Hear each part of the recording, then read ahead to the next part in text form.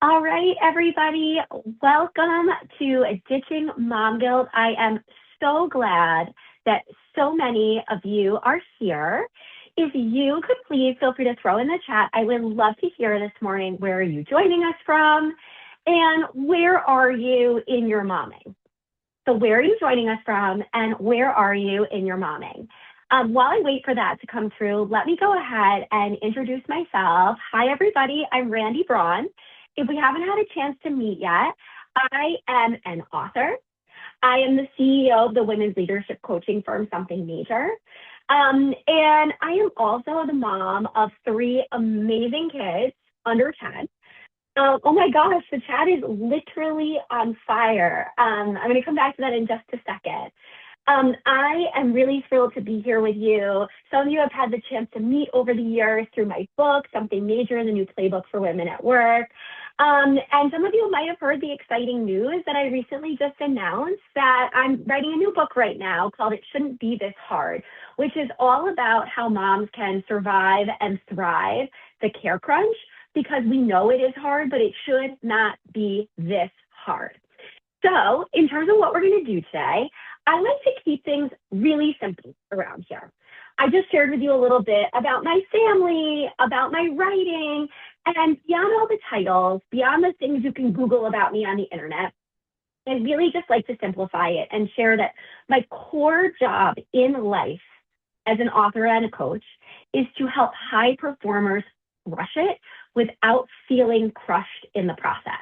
And I know, based on the fact of how many of you took time out of your busy, busy work lives to join today, that I am in good company and I am just catching up on the chat. Oh my God, I think we have every time zone by far in the United States. We have Long Island, New York with a 5-year-old and 12-year-old, NYC with a 15-month-old girl, Washington, D.C. Oh, hi, Meredith. An alum of one of our Berkey Moms coaching cohorts, mom of a 1- and 2-year-old. Can everyone just say to Meredith, God bless? Audrey joining from Northern New Hampshire with her 13-month-old. We have Poway, California in the house with a 2-year-old. Virginia Beach. Oh my gosh, we have teenagers and fully launched adults, 16 and 20. We have folks from Portland, Oregon, from Kansas City, 6 years old and 6 months old, 13 months old. Macon, Georgia, Buffalo, and every age I can imagine, 7, 8, 2, freshman in high school, senior in college, moms of 3 from Dallas, ages 9, 7, and 5, Kat from LA with elementary school age children, Denver. Wow. Okay. Everywhere across the United States, right? And I think that's because this topic around mom guilt in particular, and I think I saw that we have some dads and some other caregivers in the chat, so all are welcome here. This will be focused more towards moms, but certainly this is very transferable. But really what we're here to do today, as I mentioned just a minute ago, my goal in life is to help high performers crush it at work and not feel crushed in the process. This conversation about mom guilt is something I have been spending a lot of time thinking about, especially as I'm writing my new book. And today I'm going to break it down with you and share the real tools I use with my real clients to help them really ditch that caregiver guilt. So the first step we're going to do is we're going to talk about strategies for decoding our mom guilt. And why I want to start there is because a lot of times we say that we feel guilty as a mom or as a caregiver, but we're actually feeling something else. We're feeling regret, or we're feeling unworthiness, or we're feeling FOPO, which is something I'm going to tell you all about in just a few minutes. The second thing we're going to do today is we're going to look at tools for releasing guilt and regret. And the third thing that we're going to do is we're going to talk about real live tactics that you can use in demanding and unpredictable jobs. Because I know that there's a range here. People who work full-time, people who work part-time, people who work in the most demanding jobs imaginable, people who maybe have downshifted to jobs that are a little less demanding because it's what works for them. So rest assured, there is something here for everyone. Before we jump in, one of the things I want to say right out of the gate, and if you've read my book, you've heard me say this. If you've ever been to another Something Major workshop, I do, you've heard me say this, is that I do not want you to think of this conversation today as a prescription, right? Just look at what we have in the chat. We have a mom here who has a 29-year-old and a 19-year-old. We have a mom here right below her in the chat who has a 3-year-old and a 1-year-old. You all have different family structures. You live in different places. You have different careers, different lived experiences, different origin stories. Please know that I am not here to give you Randi Braun's one-size-fits-all solution for ditching your mom guilt. I am here to provide a buffet of ideas for you. And my hope is that you will take what serves you, whether you are taking it back to your high schooler who's in the throes of making a final decision about where they're going to college or what they're going to do after high school, or whether you are in the early years of toddlerhood surviving, or maybe you have elementary school age kids like me, or maybe you have a wide range. Like I had my kids over a lot of years. And sometimes I feel like having a 10-year-old and an almost 10-year-old and a 1-year-old brings its challenges, and sometimes I feel like it brings its opportunities. So wherever you are, please know that I'm making no assumptions about your family structure. And I also just want to say right out of the gate, I actually find the conversation we have around mom guilt to be suffocatingly heteronormative. My number one thing that I hear when people try to talk to me about, well, why is it always the moms? What about the dads who don't do everything? Is number one, I just feel like that completely erases the moms, and maybe some of you are here from the LGBTQ plus community who aren't married to men. I find it erases our single moms, our divorced moms, our widowed moms, and it also divorces the moms who happen to be married to men who are great partners. I personally believe the patriarchy is real, that I happen to be married to one of the greatest men who ever lived, and those two things can coexist. So with all of that in mind, I want to jump in to decoding mom guilt. So the reason I say decoding is because a lot of times I hear from moms, especially in my coaching practice, I feel so guilty, when actually they feel a range of emotions. So sometimes we feel guilt, sometimes we feel FOPA, sometimes we feel regret, and sometimes we feel unworthiness. We're going to get into it in a second. Sometimes for me, a lot of these things can coexist all at the same time. And I would love to hear from you in the chat. Where does mom guilt, as we get into this conversation, where does mom guilt come up for you? Does it come up for you if you're a mom like me who travels a lot? So I take about 50 flights a year. Last year, I took 51 flights, which I thought was pretty impressive considering I came back from maternity leave and blew out my knee in a freak skiing accident, which required reconstructive knee surgery. So does it come up around travel? Does it come up around taking time off? Does it come up around your commute? Does it come up around working from home, knowing that sometimes your kids are around the house too? Around travel sports, around self-care. So I'd love to hear from you in the chat in just a few words. Where does mom guilt come up for you? Before we start to decode, is it guilt? Is it FOPO? Is it regret? Or is it unworthiness? Where does it come up for you? So Alex says it comes up around self-care. Angela says mostly time off and work from home hours. Angela, I was just the other day, my kids came home the other day. This is my home office. And I was like, honestly, like I would kill for a commute right now. Like I really miss the days of commuting where it's like, I didn't walk in the house until I was home. Taking time off for myself, spending money to offload cooking, missing school daytime events, putting myself last, working nights and weekends, missing the class parties, being gone. And we're going to get into all of this, but I just want to say, no one in the chat is more important than anyone else in the chat except maybe my own mom who is here. And I love that just someone said missing all of the class parties. So growing up, my mom was the only mom in my friend group who worked. And my mom was never at the class parties. My mom was never at the bake sale or the PTA meetings. And it brings me so much joy that in this phase of my life, my mom, who is now retired, is zooming in from my childhood home. Some of you have had the opportunity to meet her at my Something Major retreats, so I literally bring her along from time to time as my assistant. And so if you're missing a class party, we have an elder stateswoman in the house. So Mom, thank you so much for teaching me everything I know. And with that, I'm going to jump in. Okay, I really want to break this down because a lot of times we say that we feel guilty, but we actually feel FOPO, regret, or unworthiness. And I cannot help you ditch mom guilt if we have the wrong diagnosis. Did anyone here ever watch Grey's Anatomy? I was always too squeamish to be a doctor, but I can tell you that one of the things I learned from the many, many formative years I spent watching Grey's Anatomy is that you cannot fix the problem if you have not correctly diagnosed the problem. And we all agree that is like the plot line of every single medical drama, whether it's ER, Grey's Anatomy, or The Pit. And so let's break it down. So first, let's break it down between what guilt is and what FOPO is. So guilt is the emotion that we feel when we act in a way that violates our values or our personal code of conduct. So the example I always give is I mentioned Meredith, who's in the chat and alum of one of our Working Moms programs. Meredith is a friend. She's a colleague of mine from a million years ago here in DC. And I would feel guilt if I made a plan with Meredith and just blew her off because I didn't want to go. That's when I would feel guilt. But a lot of times we say we feel guilt when we actually feel FOPO, fear of other people's opinions. So if you're one of the people who is in the chat, who is like, I feel guilt when it comes to taking time for myself. I feel guilt when it comes to self-care, when it comes to taking vacation time off from work. Do you actually feel guilt about going for the run or taking that weekend in the mountains? Or do you feel FOPO, fear of other people's opinions? Are you afraid you're going to be looked at as a slacker by the people around you, whether at work or at home? Do you fear that you're going to be looked at as a bad mom or a selfish mom? So just gut check this really quick. Is it guilt or is it FOPO? Sometimes we call it guilt, right? I feel so guilty taking time for myself. When what we actually feel is regret. Remember, guilt is we made a choice that is so out of alignment with our personal code of conduct or our values. Regret is saying, oh my God, I made a choice and now I realize I don't like the choice.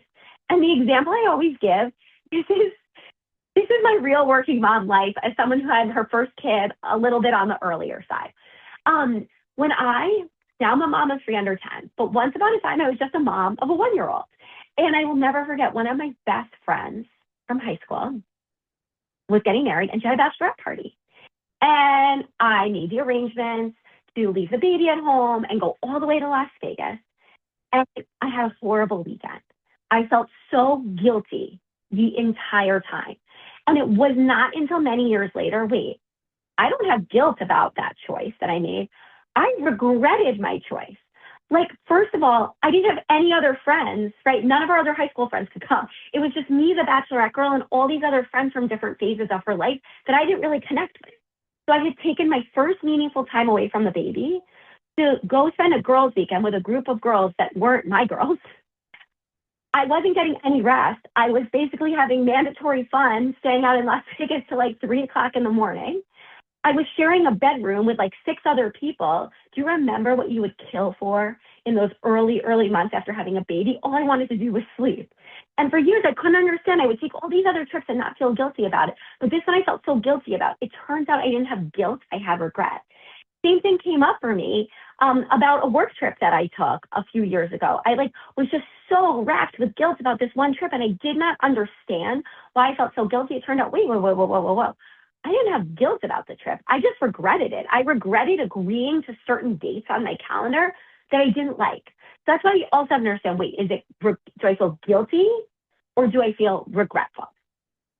And the third one, and I think this is the most kind of dangerous, is a lot of times we say we feel guilty about something when we actually feel unworthy. We feel undeserving of the self-care time. Someone here said they feel guilty about offloading things like dishes and housekeeping. We don't feel guilty about hiring a housekeeper. We feel unworthy of giving ourselves that support. And so I'd love to hear from you in the chat. Now that we've talked about the difference between guilt, regret, FOPO, and unworthiness, which one of these is really your kryptonite? Guilt, FOPO, regret, or unworthiness? And Tiffany says she's loving these distinctions. I love that for you. Because here's the thing, it's just so powerful. Anyone else besides Erin have a perspective? I say I'm in guilt, but really I'm in FOPO, or I'm in regret, or I'm in unworthiness.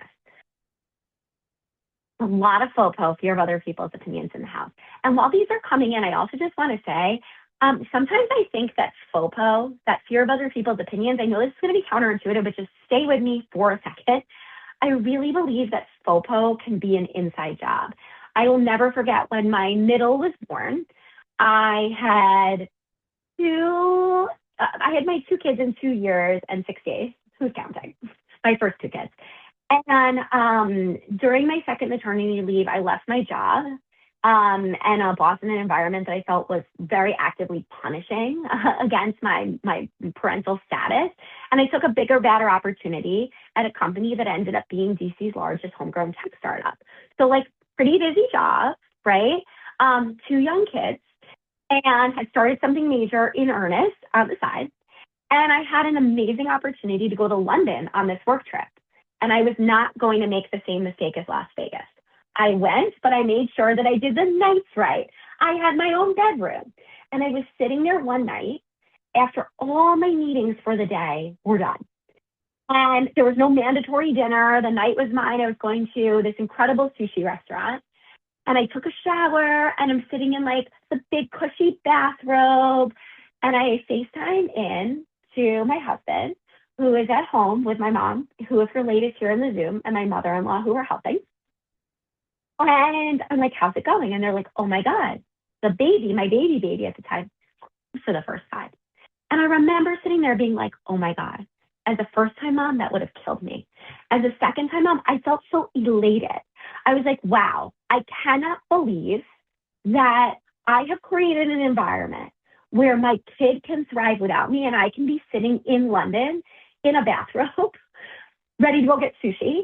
And I had just like done yoga before I showered. It was like, I wish all my work trips looked like this. They don't. This just happened to be, I had architected this very blissful moment of reprieve. And my husband was like, I know, it's so amazing. You're the best mom ever. And we hang up the phone and I go to blow dry my hair like I did just a few minutes ago before I got on with all of you. And as I'm sitting there throwing my head over, blow drying my hair, I start to have a complete meltdown about like the meta FOPO. And what I mean by that is like, I felt like, wait, should I feel guilty that my kid crawled and I wasn't there? Why don't I feel guilty that my kid crawled and I was there? And all of a sudden, this FOPO became this crazy, insane inside job of all the shoulds. And I'm going to talk about how to handle the shoulds in just a few minutes. So be careful about FOPO. It's so sneaky because it's not just the fear of other people's opinions. It's the fear of the opinions we should have. Be careful in labeling your regret guilt, because as we're going to talk about in just a few minutes, when you label your guilt as regret, you actually rob yourself of the opportunity to make a better choice next time. And most of all, be careful of the unworthiness, of being undeserving. And I've mentioned a few times now that my mom is here. One of the core memories I have from growing up, and my mom does not know what's coming. One of the core memories I have from growing up is that my mom would come home and she would basically say hi to us. We had a caregiver who took care of us and who received us off the bus every day. My mom would basically say hi, give us a little kiss on the top of our kepi, that's Yiddish for head. And she would basically, it felt like she wasn't stopping. Without even stopping, moving her feet, she would make us feel so loved.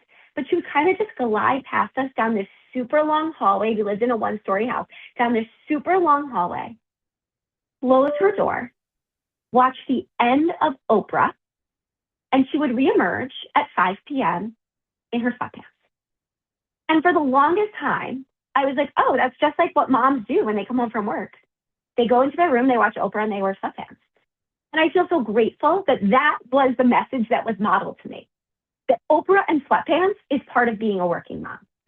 And so if you're not going to reclaim the worthiness for yourself, I want to encourage you to think about, like, how could you reclaim the worthiness for what you want to model for your children?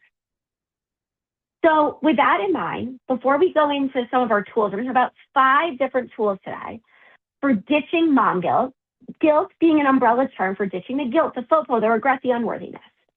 We have the Q&A function here. We have a chat.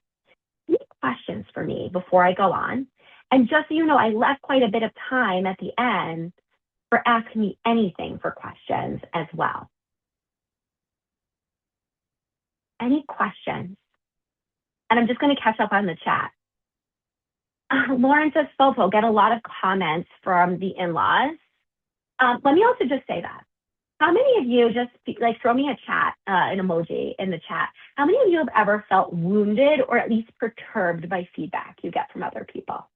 How many of you, especially around parenting stuff, have ever felt wounded or just honestly pissed off? Okay, that'll get the chat moving. Here's the thing, and I write about this in the book. So my first book, so feel free to pick up a copy. Your public library also probably has a copy, so support them, support a local and business. download it onto your e-reader, whatever you want to do.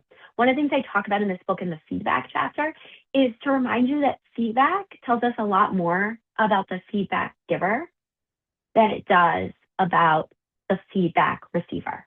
So remember when you get that nasty comment from the in-laws, from hopefully not the principal, the boss, the client, I will never forget. I sat down in one of my jobs to have like a one-on-one with a new C-suite leader as part of a way of like building my exposure inside a pretty like small but agile company. And literally we started talking. It came up that I had kids and he was talking to me about how great mothers are. And I just assumed from context that like he was about to, like his wife worked. Like it was clear from our conversation he had a wife, but the way he was talking to me, it made it sound like his wife worked. I said, oh, what does your wife do? And he said, oh, nothing. Not nothing. Sorry, Randy. She had the most important job of all. She was a stay-at-home mom. She was born to be a mom, as though I wasn't, right? And so it was like in that moment, I felt so ashamed. Like here we were talking about my kids, but that's because I was reporting up to him and because I wasn't a stay-at-home mom, right? And I realized in retrospect, like that tells me so much about his preferences, priorities, and values. And unfortunately, it makes me sad to tell you that this was a girl dad. I feel like I had the best girl dad of all time. But I was like, oh my God, and this guy is a girl dad. Question from Kat. How do you manage FOPO when it's coming from your child? My 10-year-old will say things that will crush me when I can't be the field trip chaperone. This is an amazing question. I'm going to answer this question, and then I'm going to quickly pop to the tools. I think what's so amazing, Kat, is you're at the age where you can proactively talk to your kids about these things. So one of the things that I really try and do is I really try and bring an awareness about like what I'm doing at work to the dinner table every day. So one of the things we do when we sit down, and I just want to say, like, we don't always eat dinner as a family. I have very mixed feelings about having dinner as a family, and I'm happy to take that in the Q&A.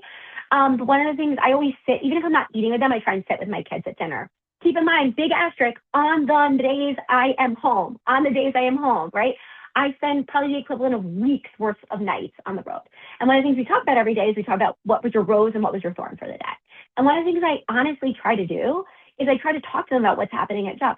My rose is that I got a book deal today. My rose is that I helped a lot of people on a Ditching Mom Guilt webinar. My thorn was that I had a really tough conversation with a client. My thorn was that mommy thought she was going to have a big opportunity and it turned out they went with somebody else. So I actually try to like just bring them into like normalizing what is happening with my work world.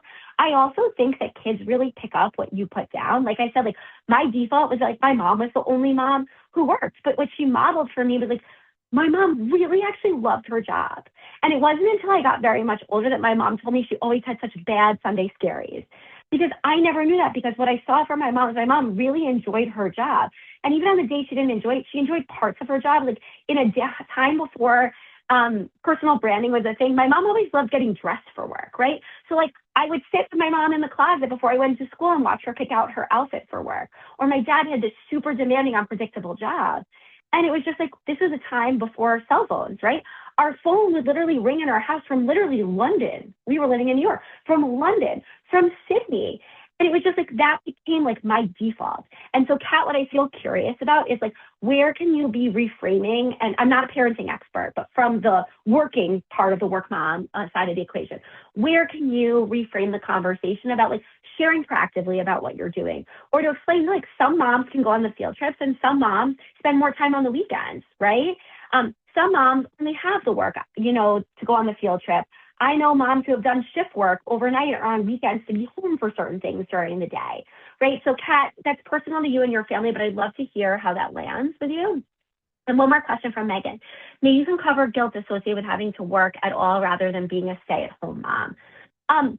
Again, I'm not a parenting expert, but I think from the work side of the working mom equation is I just think back to how much my mom talked about loving her job, to how much pride she had in her job, to the littlest things when we would go shopping on a weekend, to say like, I make my own money, so I can buy these things for me, or I can buy these things for you, and we don't have to check in with anybody. And again, like I look back, and to me, like my mom was the outlier, but I feel like I learned so much about who I wanted to be. And so I'm curious about like where you can kind of own and shape that narrative. And just be sure to check, Megan, your own origin story, and make sure that like you're not holding yourself and your parenting to a standard that doesn't apply to you anymore. Like, what is the narrative that you want your kids to take on?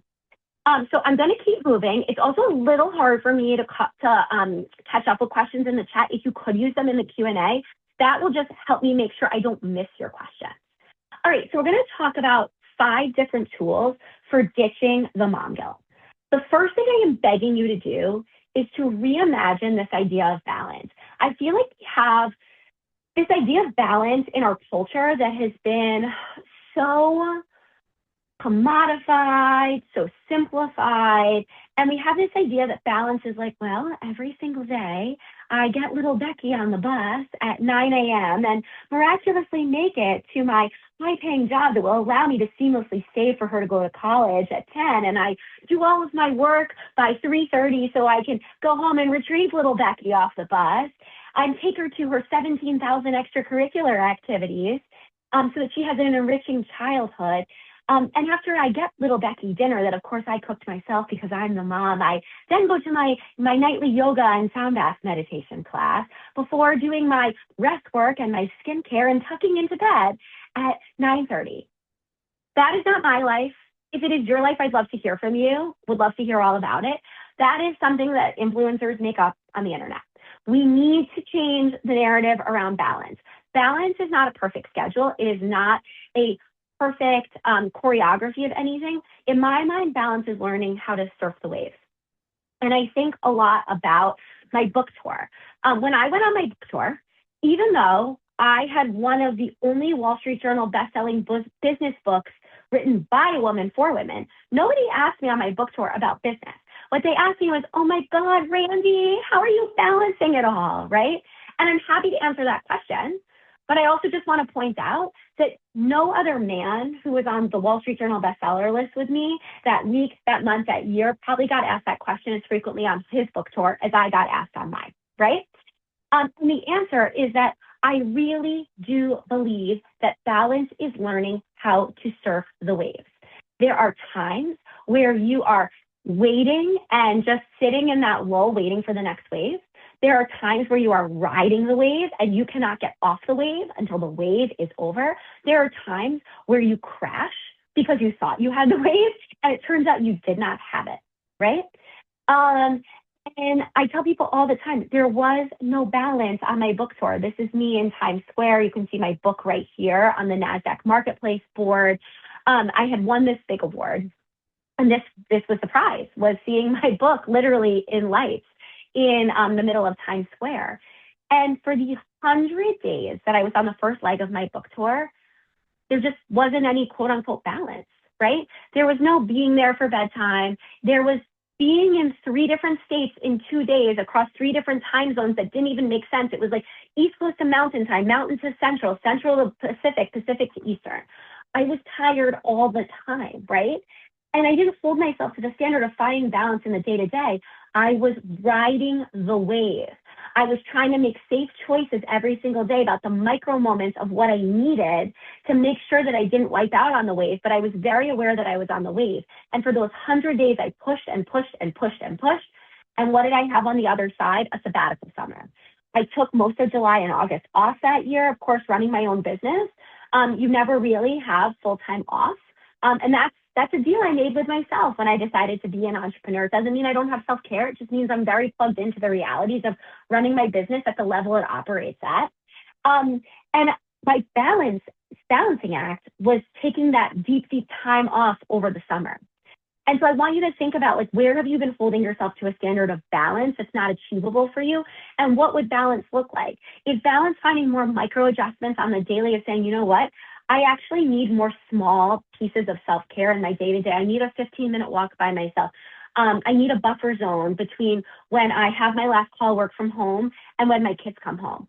Is balance saying, you know what, I work in I see some of you who work here in financial services or in law who work in project-based work. Maybe it is knowing that you're in some kind of sprint right now for some kind of matter or project, and you need to take a day off on the other side of that deadline. Right now, you're catching me having this webinar in a moment where I am so overwhelmed. Women's History Month in March is my busiest year of the month. And then this year, it goes literally right into Passover, that is tomorrow, which, by the way, goes right into my kids' spring break, which isn't aligned. And I literally was like, do I work? Do I work in April? I'm unclear. And I realized, I was like, oh my God, I feel so overwhelmed. I just carved out 2 days and I'm taking off at the end of the month because I was like, I know I'm going to need time to have this moment. So the first is reimagining balance. And by the way, balance should look different for every single person on this call, and it should look different in every season in life.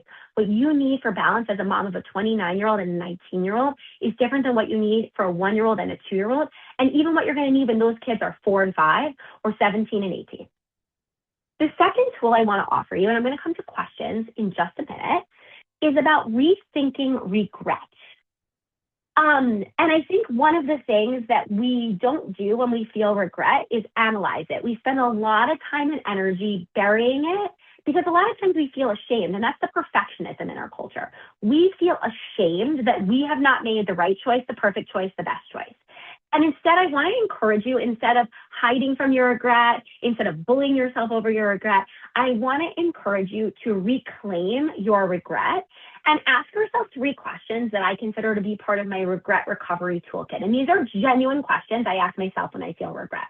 Because if you thought for a second that I'm sitting here and I feel like I make all the right choices, I'm so sorry that I waited until 34 minutes into our webinar to be explicit and say, you came for the wrong person. That's not me. So the first question I like to ask myself is like, okay, like what did I learn is important to me? And just to back up a few seconds, actually scratch it. I'm going to keep going here, right? Okay, so what did I learn is important to me? The second thing is I ask myself is what can I do to make amends? And the third thing I ask myself is what can I do differently next time? So when I realize that I regret something, whether the regret hurt me or hurt another person, I genuinely do try and think about, okay, what did I learn is important to me? What I learned is important to me is that there are certain things that I do not want to miss. And I try hard not to miss them. The second thing I ask myself is what can I do to make amends? And the third is what can I do differently next time?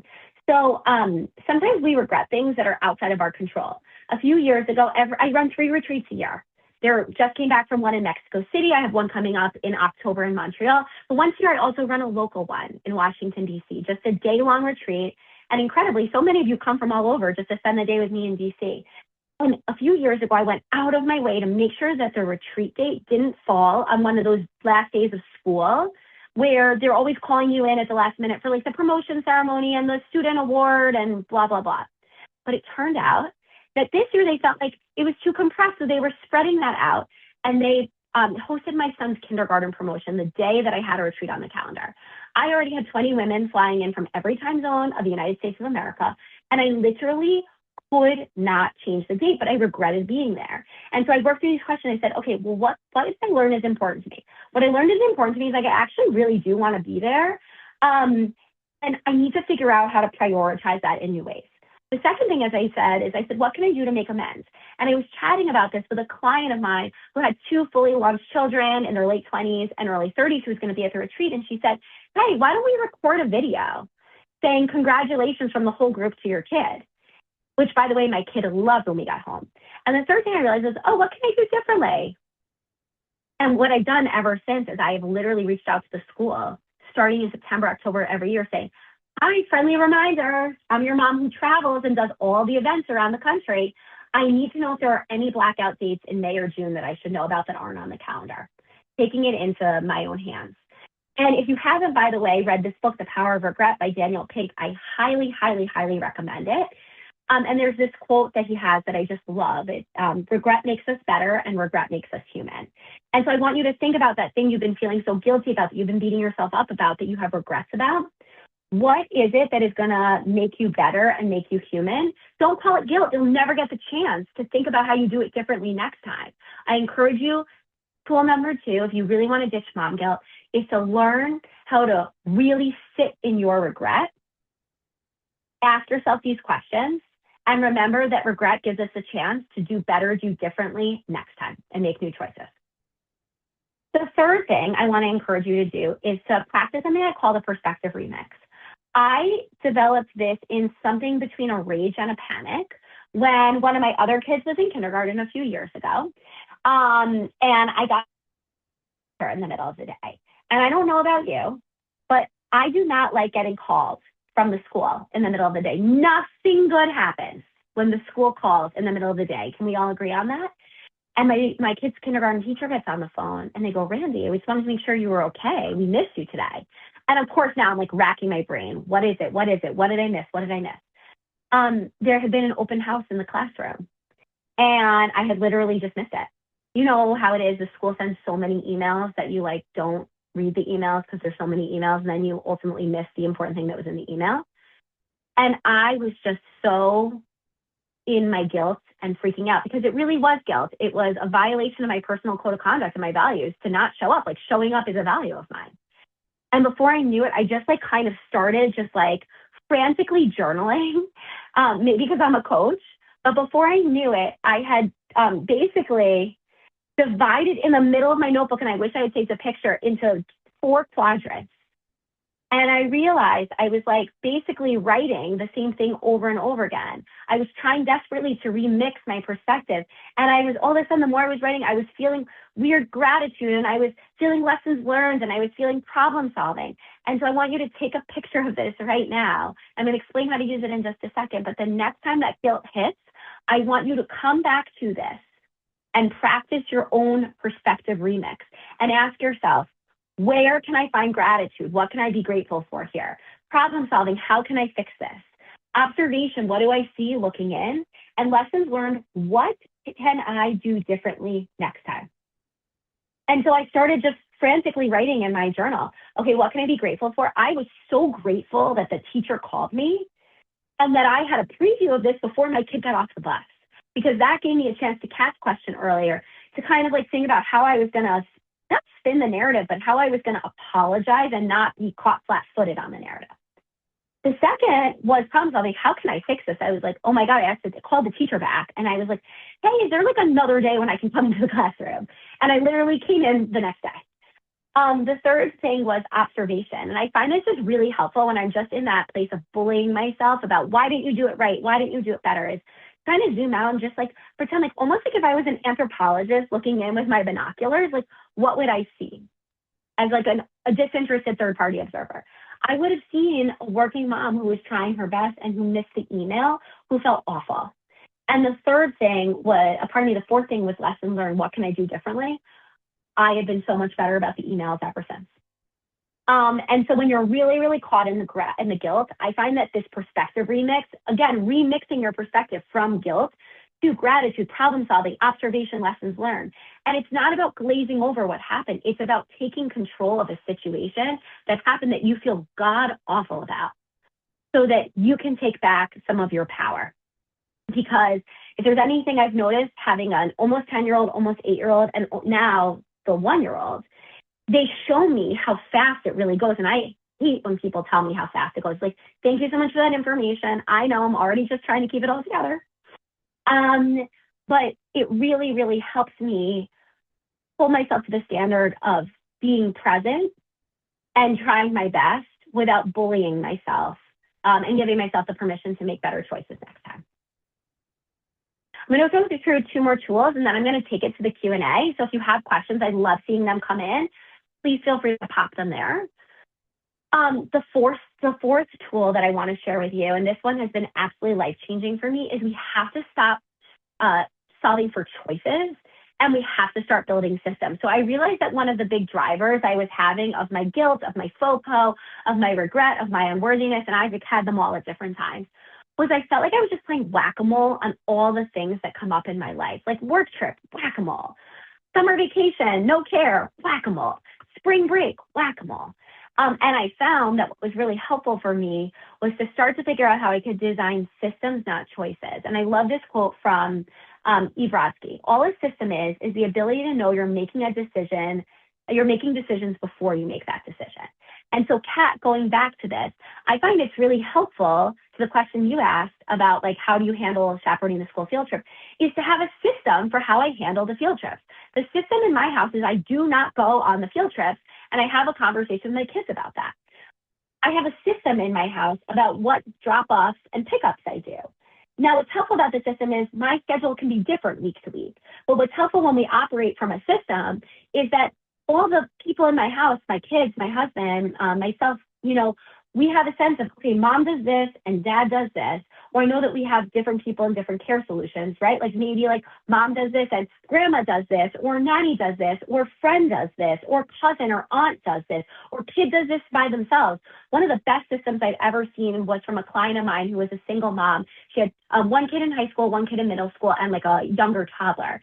And her system was, once you go to 8th grade, you get all your own emails. And so you're in charge of telling me when the hockey drop-off is, when the deadline is for this, what the permission slip is, right? Like that was her system for not taking it on, not having the guilt.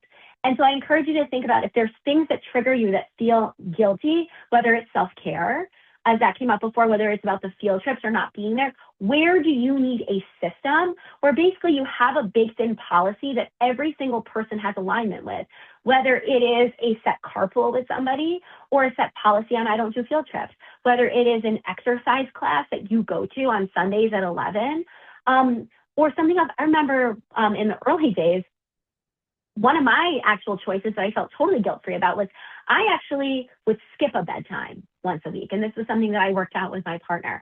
I was like, you know what? I feel so overwhelmed and so tired. One night a week, I want to skip doing bedtime. I don't want to come home until everybody is asleep.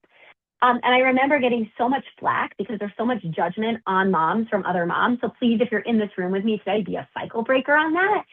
And I was like, honestly, I just really, really need a night that I know that is baked in for me. And so I want you to think about like where you could relieve or release some of the guilt, some of the FOPO, some of the unworthiness, if it was just a system and everyone had buy-in on it. And remember, some of these tools are going to hit harder for you than others. This is meant to be a buffet, not a prescription.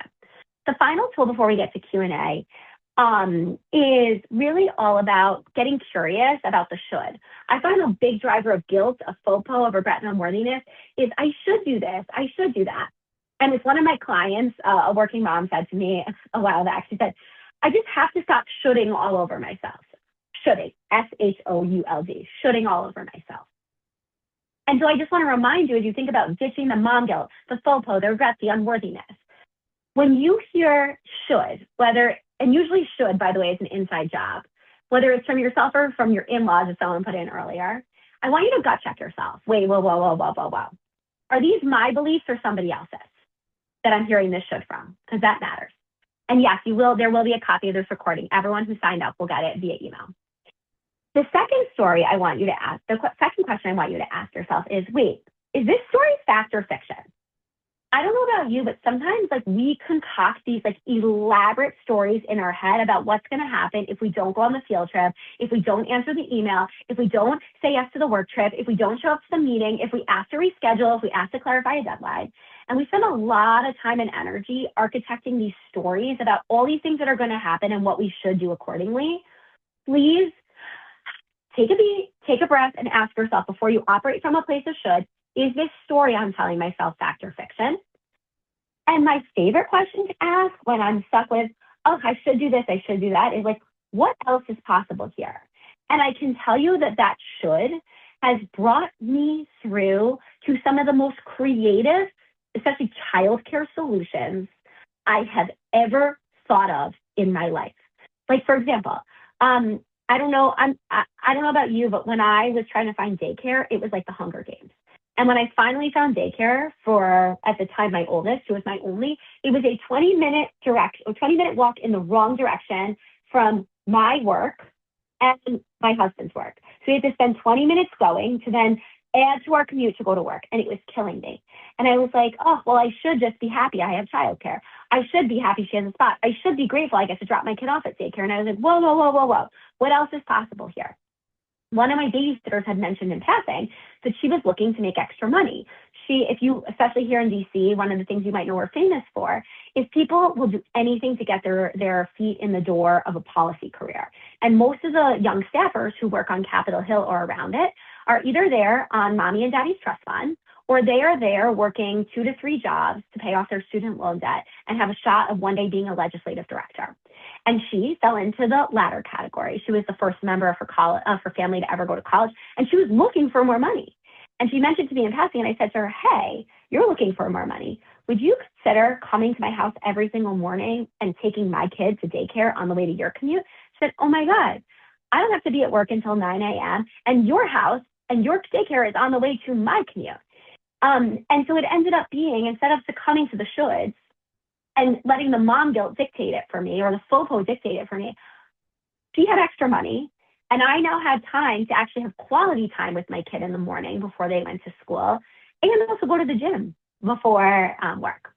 The final thought that I want to get to before I take your Q&A is that it is so deeply personal what is guilt for you or FOPO for you or regret or unworthiness. And I know this because I got interventions by my friend Lindsay a few months ago. So obviously work is a big part of my life. I spend a lot of time working. I've dedicated my life to help other women at work, and that requires a lot of me and a lot of sacrifice from my family. And my friend Lindsay felt like for her job wasn't working for her. She was working full time, and it just was not working for their family. And so for Lindsay, she decided to quit her job and to focus more time on her business and to be dedicated a part-time mom. And so this was back over the summer. And so Lindsay kept texting me as the school year was shaping up. She said, Randi, I want to talk about running carpool. Can I take your kids to Hebrew school? I want to run carpool. Can I take your kids to Hebrew school? And I just kept like ghosting her text messages. And finally one day we were having lunch, and over like a big iced coffee, she kind of slams it on the table. She interventioned me, says, Randi, why won't you answer my questions about the carpool? And I told her, I said, Lindsay, I have to be honest. I feel so guilty and ashamed because I really want to take you up on your offer for carpool, but I feel guilty saying yes. It really was a violation of my personal code of conduct and my values. And I feel ashamed asking you for anything because there is no way I can reciprocate. I cannot pick up for your drop-offs. I cannot drop off for your pickups.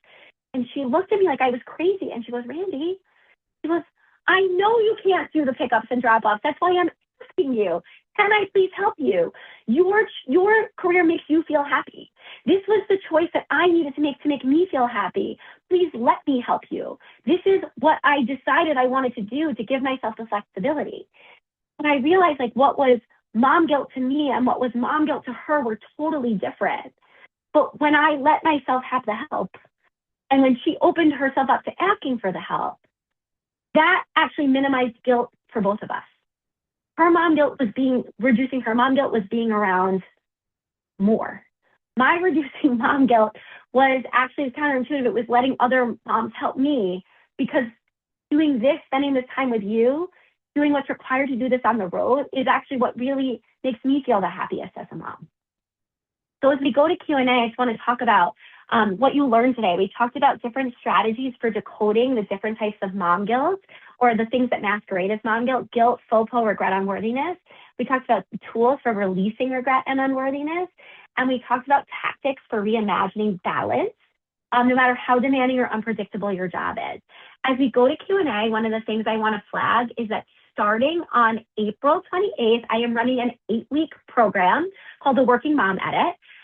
In my experience from the working moms that I work with in my coaching practice, most of the women, whether you're in this chat or watching on a recording, do not actually need a life overhaul. You need a tiny little edit on how you think about guilt or ambition or self-care or boundaries or building out your care bench.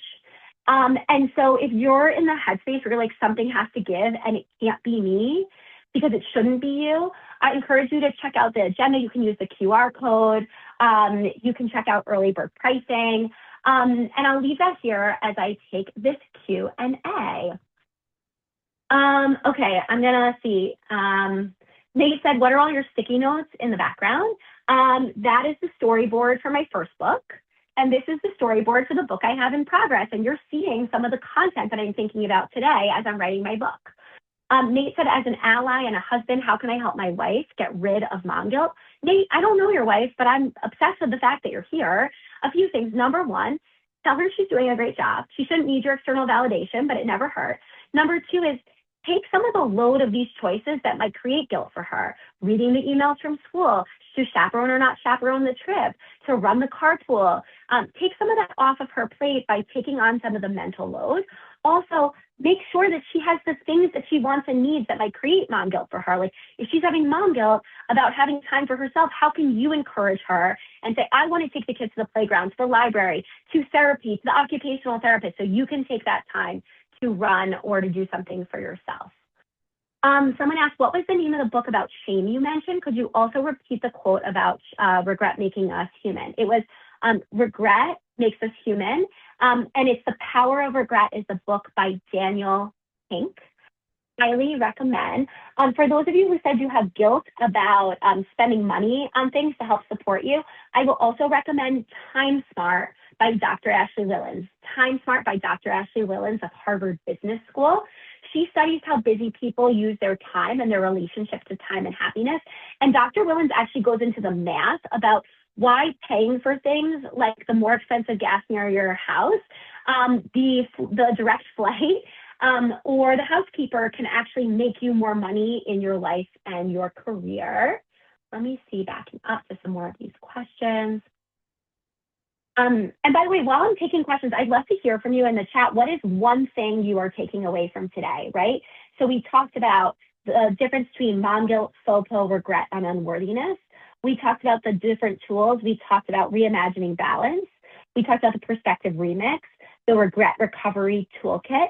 We talked about systems, not choices. And we also talked about rethinking should. What is one thing, as I take these questions, that you are taking away from today? A question from a single mom. I have the guilt from being a single mom, and I try to change the narrative around my kid. It's the unworthiness I feel, though I am so dang proud of myself for wanting more for myself and my kids. Do you have specific advice for those of us without a second parent or caregiver support? First of all, so much respect for the single mom. I've had the pleasure of coaching a lot of single moms over the years, whether they are unpartnered, single moms by choice, divorced primary parents, and actually over the years, I've also had single moms who find themselves in single motherhood by being widows. And I think that's some of the most kind of important work I've ever done as a coach. And so I have so much respect for you, Anonymous, on what you are doing.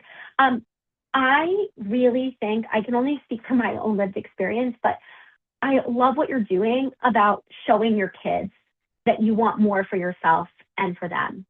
And my hunch is, especially around the unworthiness, that they probably think so much more highly of you. And so I would come back to those should questions, right? When you are in those moments of, feeling the guilt around that, like come back to the shoulds, like, why do you feel that you should be doing this? Whose values are that? Whose beliefs are that? Kids really pick up what you put down. And from the little I can read from you, it sounds like you are doing an absolutely positively phenomenal job. One thing I'll say, and it's something I talk more about in the books, like I said, feel free to check it out from your public library, is that a lot of times we focus in on the things we're not doing well.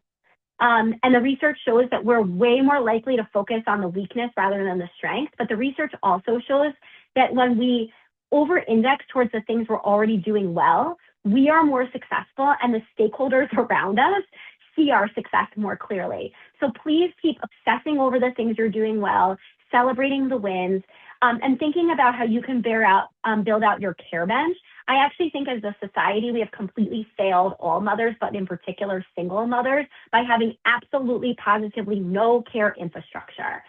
So please let me know, Anonymous, how that lands with you, or if I can elaborate in any other way. Let's see. I mentioned the influencers creating fake versions of realities. Can you talk about how to process this? My current strategy is to do my best to remove social media from my world. However, I dip my toe back into it, and I immediately find myself sliding back into comparing myself to something that I know is not a reality. This kills me. I have an entire chapter in the new book that I'm working on about parenting under the influence, and I don't mean the influence of Pinot, or other substances, for all that they want to call us wine moms. I mean the influence of influencers and the toxicity of the social media ecosystem. So just a few kind of off-the-cuff tips. Number one is you can actually take control over your algorithm in Instagram and TikTok and choose what you want to see. If you can spend time figuring out how to sign your kids up for summer camp, you can figure out how to click the buttons about what you do and don't want to see in your algorithm. Secondly, please release yourself from that reality. I actually think it is so toxic and predatory in what I call the toxic well-being culture and ecosystem that we live in, that people are literally monetizing our stress and our unworthiness for clicks and eyeballs and brand deals. So honestly, my best piece of advice to you is keep scrolling. And I've actually taken some time to fine tune my algorithm and also think about, like, why are you scrolling? Does scrolling make you feel good or bad? So if you don't like scrolling, you do not have to scroll. Let's see if I have time for one or two more questions. Oh, I don't know if it's Janika or Funika. Actually, I'll take it to the next slide. You can see here on my website, you can see all of my events.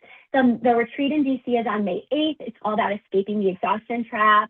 We were at capacity, but now we have one spot left. So if that spot's for you and it's Kismet, feel free to sign up and join us. You can also see all of my events here. So everything from an in-person networking lunch I have in New York City on April 17th, to my Montreal retreat on embracing seasons of change, to the Working Moms Edit program. And of course, we always run tons of free programs just like this. So definitely use that QR code to scan and to search for upcoming events. Someone had asked, what's the name of the Harvard researcher? Let me see if I can take this off the shelf. This book is called Time Smart by Dr. Ashley Willens at Harvard. And the other book is about the power of regret, and it's just too high on my bookshelf for me to reach, by Daniel Pink. Last call for questions. As we get there, I just want to say, keep in touch with me. There are so many free resources on my website.